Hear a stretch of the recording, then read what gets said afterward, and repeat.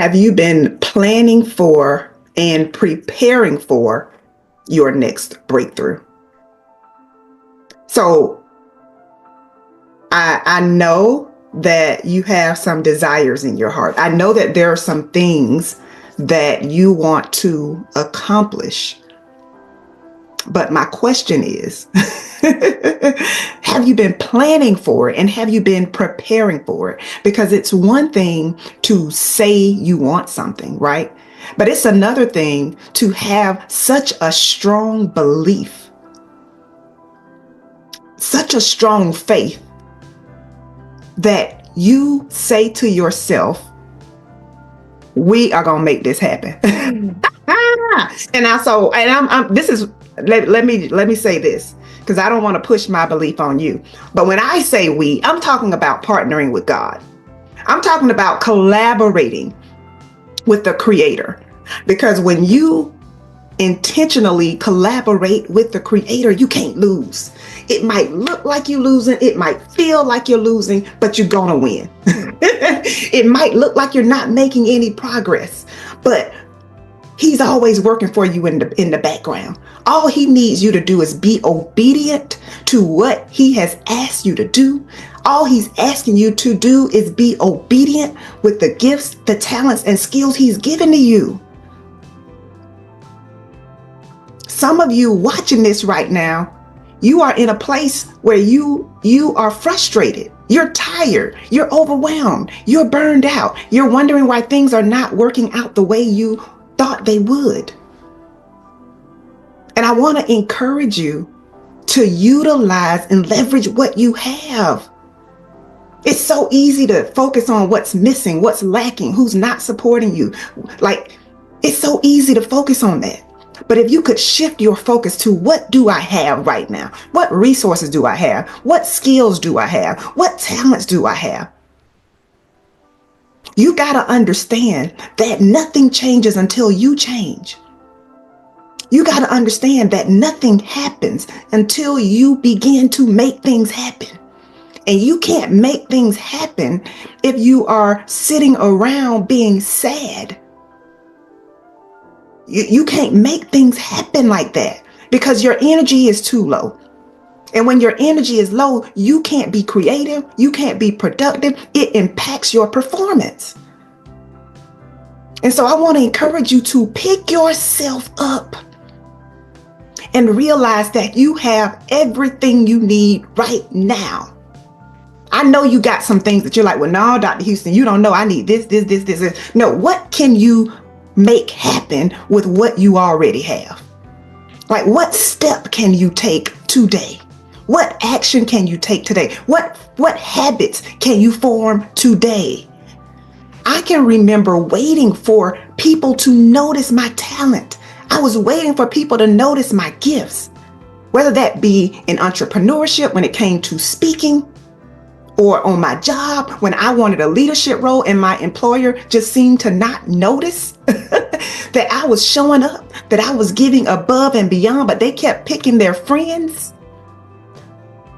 They kept picking people in the circle and I was getting frustrated. And I had to recognize that it was not up to them. I was putting the ball in their court. I was putting my well-being in their hands. I was putting my financial stability in their hands. And let me tell you something, when you begin to choose you, oh my goodness, when you begin to choose you, everything will change. When you put more effort into working on you than you put into trying to get other people to like you and notice you, everything will change. Listen, I did not start winning until I made an intentional decision to choose myself. And so I want to know from you, are you willing to choose yourself? Are you willing to stand firm in the brilliance, that God has given you? Or are you going to keep dimming your light to make other people feel comfortable? Are you going to act on what God has asked you to do? Or are you going to keep just sitting back being timid? I don't know. I'm not ready. You letting imposter syndrome beat you down. You're letting imposter syndrome stop you from getting what you say you want. Like I was just with my coach. This week, and he was talking to us about showing up. We are fearfully and wonderfully made. Stop being timid. Stop hesitating. Take the action. Do the thing. Make the call. Right? Apply. What are you waiting on? Sometimes I think we feel like we've just got forever to do things. Like you need to have a sense of urgency about this thing. What are you going to commit to doing in the next week, the next 30 days, the next 90 days? What is your action plan? If you don't have one, you need to create one. If you have not been planning for and preparing for your breakthrough, I need you to make that happen. Because again, it's not going to happen until you put some intention behind it. You got to put some action behind your words. You can't just keep talking about what you want to do, what you like to do, and you got to get to work. So I need you to repeat after me. I need you to say your name. So I'm going to use my name, Jessica. Stop talking about it and make it happen. Listen, this is your season to break through.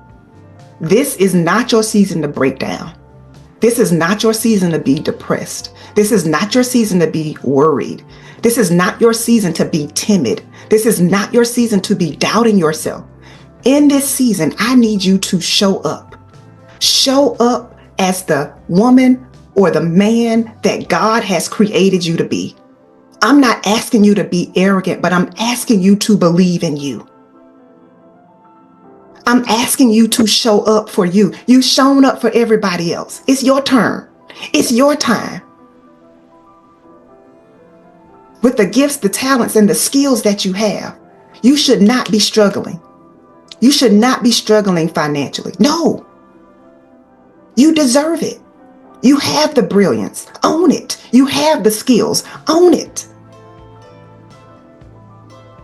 So I want you to take that first step today of writing down your plan and then executing the plan.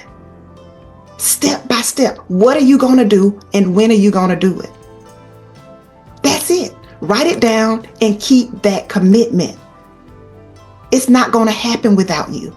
So no excuses. No, I'm going to get to it when I lose 10 pounds, or I'm going to get to it when the kids are on break, or I'm going to get to it when they finish school, or I'm going to get to it when... Stop. Stop self-sabotaging the breakthrough that you have been praying for. From today forward, when you make a commitment to yourself, I need you to keep it. I need you to keep it. If you say you're going to get up at 5 a.m. and work out, if you say you're going to get up at 5 a.m. and work on your book, if you say you're going to get up at 6 a.m. and work on your resume, if you say you're going to begin to apply for new jobs, like, do it. Make the sacrifice. It's worth it. I can't tell you how many times I've sacrificed. But I can tell you this, every sacrifice I have made has paid off. It might feel difficult and challenging in the moment, but when I look back, walking away from that 6-figure position, and now I have the time freedom, I have the financial freedom that I had prayed for years, but I was scared to make a move. And let me tell you this, now I didn't just walk away, I planned. That's what I'm talking to you about today. Right? Plan for your breakthrough. Prepare for your breakthrough. No, don't just walk off and quit without a plan, without preparing yourself. If you got the call today, for your dream job, for your dream contract, your dream stage, your dream client, will you be ready? Would you be ready today? If your answer is no, then you've got work to do. So instead of being concerned about what other people are saying, what other people are doing, I need you to put that energy into you. I need you to put that energy into working on you, preparing for your next promotion, preparing yourself physically, emotionally, mentally. and recognizing that the dream you have in your heart is not far-fetched. It is accessible to you. That's one of the affirmations that I often have the audience say. Everything that I desire is accessible to me. I need you to say it, and I need you to believe it. It's your time. It's your turn. Let's go.